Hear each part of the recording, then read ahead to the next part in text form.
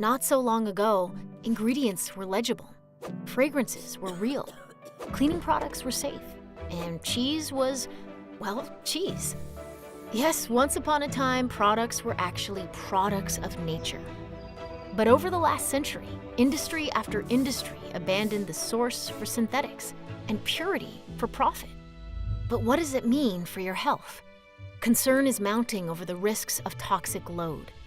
For the most part, bodies are quite adept at filtering and flushing toxins, which is important since some toxins are not easily avoided.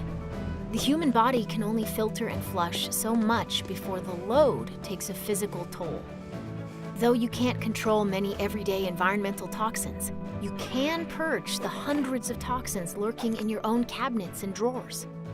Indeed, studies have found that just a squirt of common air freshener releases close to 100 contaminants.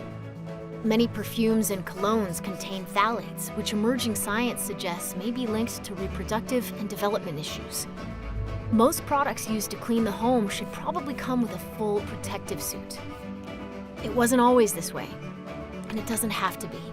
Pure and effective products do exist that bring the best of nature into your everyday routines. The choice is yours. doTERRA. Pursue what's pure.